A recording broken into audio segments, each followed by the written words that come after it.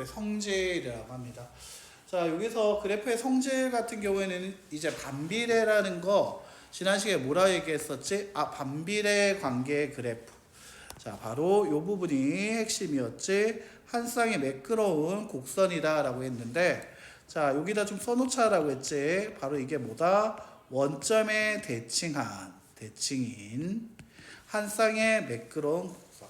대칭이라는 게 이제 선대칭이라는 걸 배웠기 때문에 이 원점 0,0을 기준으로 대칭으로 나오게 된다라는 것이 바로 요렇게요. 아니면은 요렇게요.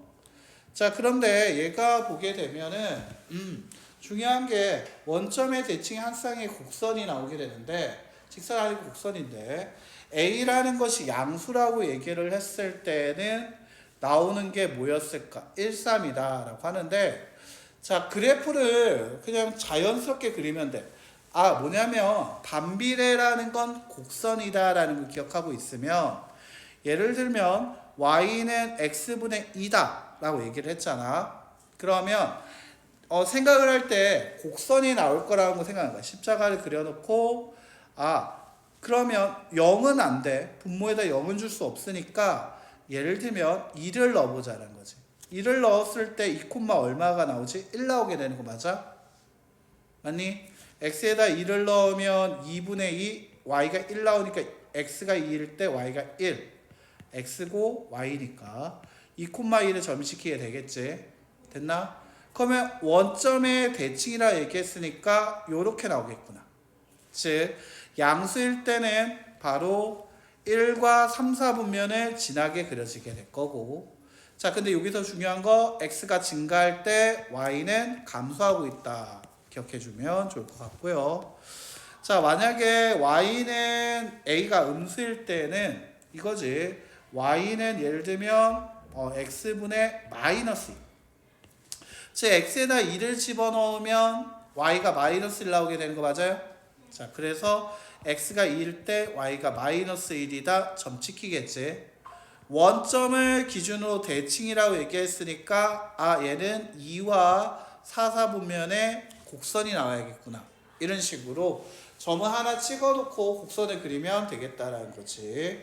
지난 시간에는 이거 가지고 이제 그래프를 여러 가지 점을 여러 번 찍어서 만들었다라면 성질을 생각을 할 때는 제가 저럴 테니까 라고 생각하고 들어가라고. 알겠지? 점을 8개까지 찍을 필요는 없고 하나에서 2개 정도. 중요한 건 뭘 기억하자? 반비례라는 건 원점의 대칭인 한 쌍의 곡선이라는 것만 기억하면 괜찮다라는 거야. 알겠죠? 자, 그래서 A가 양수일 때 몇 사분면 1과 3. A가 음수일 때 몇 사분면과 몇 사분면 2와 4. 이거 정비례에서도 똑같이 얘기했다. 정비례 그래프에서도 정비례 그래프와 비교했을 때 같은 점이야. 공통점이지. 정비례도 A가 양수일 때, Y는 AX에서 A가 양수일 때 1, 3을 지났고 A가 음수일 땐 2, 4를 지나는 공통적인 모습을 보여줄 수 있었지. 단지 정비례는 직선이었고요. 반비례는 한 쌍의 곡선이라는 점 차이가 있다는 거지. 그런데 여기서 정비례와의 차이점이 바로 이 그래프, 이게 곡선인 그래프, 한 쌍의 대칭 곡선인 그래프 때문에 나오게 되는데 2번이 바로 차이점이야. 뭐냐면 자, A가 양수일 때 정비례라는 건 X가 증가할 때 Y도 증가하고 있었지만 반비례에서 A가 양수일 땐 X가 증가할 때 Y가 어떻게 하고 있다? 감소하고 있다라는 거지. 됐어요? 자, 만약 우리 A가 음수일 때는요, Y는 마이너스 2X, X가 증가할 때 Y는 감소하는 게 정비례였다면 이 반비례 Y는 X분의 마이너스 2란 녀석은 X가 증가할 때 Y도 증가하게 되는. 됐어요? 그래서 X가 증가할 때 Y가 증가하냐 감소하냐, 정비례랑 반비례랑 같이 나오고 양수냐 음수냐로 외워주면 헷갈리니까 그래프거든. 이 모양을 기억해 줘야 돼. 알겠지? 됐어요? 한 번만 연습하고 갑시다. 어떤 거? 정비례 연습. y는 ax, a가 양수면 십자가의 오른쪽 위를 향하더라. x축, y축 원점. 자, 그런데 a가 음수라고 얘기를 하면 어떻게 그려져야 한다? 자, 음수라고 하면 요렇게 끄면서 여기 a가 0보다 작다 써주면 되겠지.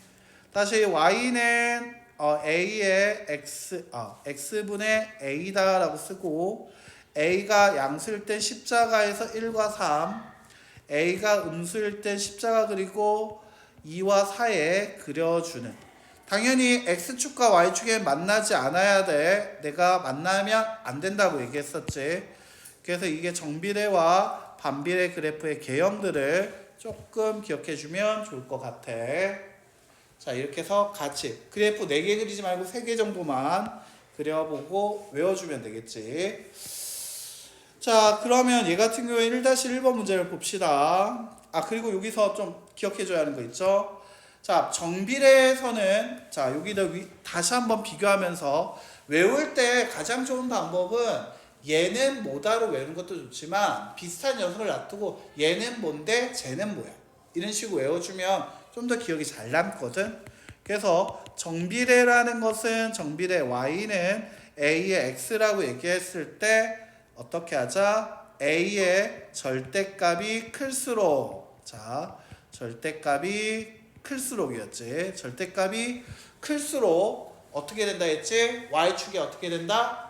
가까워진다 했지.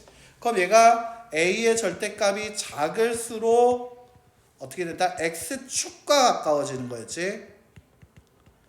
y축과는 멀어지는 거였고. 자, 됐나? 자, 멀어진다가 됐어요. 자, 그런데 멀어진다. 자, 멀어진다. 그런데 만약 반비례 같은 경우에서는 a의 절대값이 작을수록 얘는 x축이 아니라 원점에 가까워진다.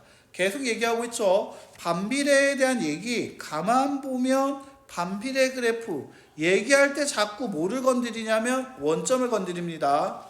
자, 반비례 그래프 얘기할 때 원점의 대칭이 학생의 매끄러운 곡선이었고요. 그 다음에 반비례 그래프 a의 절대값이 작을수록 원점에 가까워지게 된다라는 성질을 갖고 있어. 자, 이거 한번 확인해 드릴게요. 1-1번 문제로요. 자, y는 x분의 2, y는 x분의 4, y는 x분의 8이 있다 했습니다. 그게 각각 기역, 니은, 디귿에 알맞게 써달라고 했는데, 자, 한번 보면요. 되게 간단해요. 자, 여기다 점선을 딱딱딱딱딱 그리고 1이라고 써보세요. 자, x가 1일 때 만나는 점은 총 몇 번 나오게 되냐면 3번 나오게 됩니다. x가 1일 때. 됐나요? 자, 그러면 여기에다가 x에다 y는 x분의 2라는 그래프는 x자리에 1을 넣으면 y가 얼마? 2. 자, y는 x분의 4는 x자리에 1을 넣으면 y가 얼마? 4. y는 x분의 8은 x자리에 1을 넣으면 y가 얼마? 8. 맞아요? 1일 때 2가 나오는 제일 작은 숫자 나오는 거 디귿이었죠. 맞나요? 이 디귿이 y는 x분의 2가 될 거고, 자, 두 번째 작았던 게 y는 x분의 4, 키읔 y는 x분의 8이 된다라고 얘기할 수 있겠지. 됐나요? 자, 이와 같이 이 a의 값이 8에서 2로 작아질수록 이 원점에 점점 가까워지고 있는 게 확인이 되고 있죠. 원점이 점점 가까워지고 있지. 그래서 a의 값이, 얘가 y는 x분의 2고 얘가 y는 x분의 8이야. 2가 8보다 작잖아. 작을수록 원점에 더 어떻게 하고 있다? 가까워지고 있다. 알겠지? 그래서 원점에 가까워지기 위해서는 어떻게 해야 한다? a의 절대값이 작을수록 좋다라는 거야. 자, 문제 마저 풀어볼게요. 자, 이 준 그래프는 1번 1과 3, 4분면을 지나고 있고요. 또한 x가 증가를 할 때 y는 감소하고 있습니다. 바로 이 얘기는 y는 x분의 a에서 a가 양수일 때 성질이었죠. 자, 그리고 이제 3번, 4번 채워볼게요. y는 x분의 8은 기억이었고요. 원점에 가장 가까운 건 디귿, y는 x분의 2였다라고 얘기하면 되겠죠. 됐습니까? 그래서 성질이란 이 부분들을 잘 기억해 주셔야 합니다. 자, 그래서 말로 얘기할 때 되게 편합니다. 이렇게 주거든요.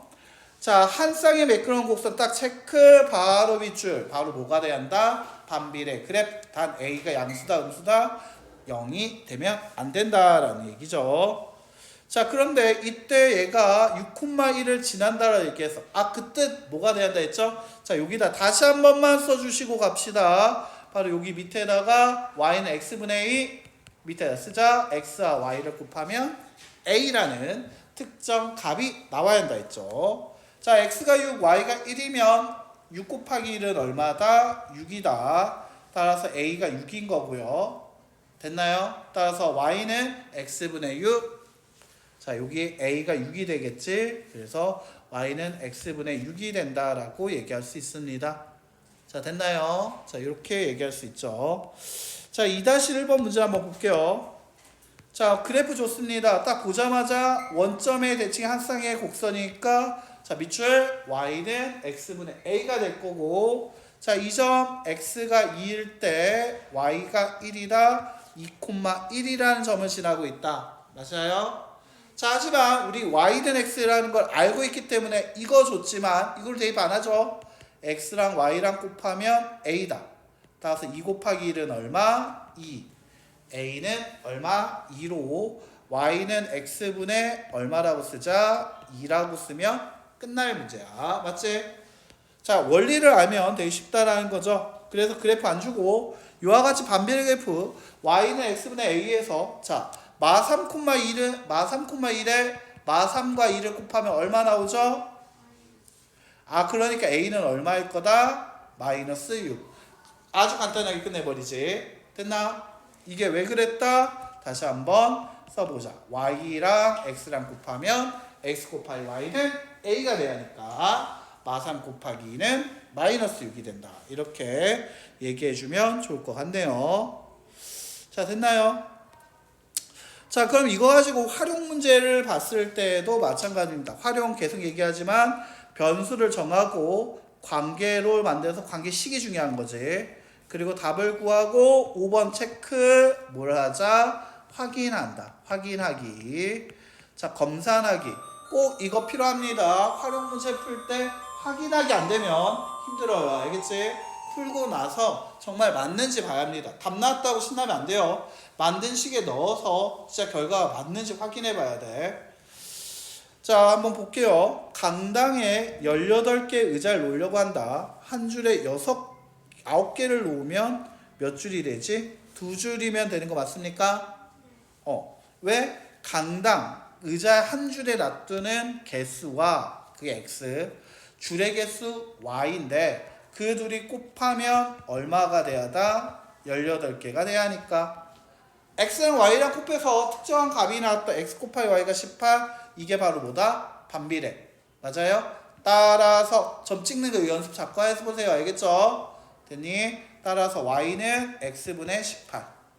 자, 그래서 x자리에 얼마를 넣겠다? 한 줄, 즉 한 줄에 9개. x자리에 9를 넣겠다. 9를 넣으면 9분의 18은 2가 나오죠. 그래서 2줄 놓을 수 있다. 이렇게 되는 거지. 됐나요?